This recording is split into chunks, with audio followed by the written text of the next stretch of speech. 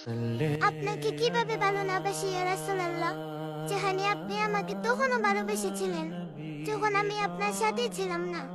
আজ থেকে 1400 বছর আগে আপনি আমার জন্য দোয়া করেছিলেন, আমার সাথে দেখা করতে চেয়েছিলেন ইয়া রাসূলুল্লাহ। একদিন এক সাহাবী আপনার চোখে পানি দেখে জিজ্ঞেস করেছিলেন, ইয়া রাসূলুল্লাহ, আপনি কাঁদছেন কেন?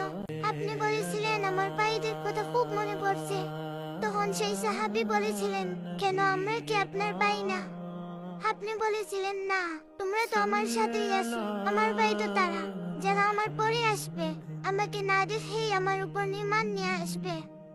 আপনার শেষ নিঃশ্বাস পর্যন্ত আপনি আমাদের কথা ভেবেছেন। উম্মতি উম্মতি বলতে বলতে রবের কাছে চলে গেছেন। আপনাকে কিভাবে ভালো না বেসে থাকি ইয়া রাসূলুল্লাহ সাল্লাল্লাহু আলাইহি ওয়াসাল্লাম। صل على محمد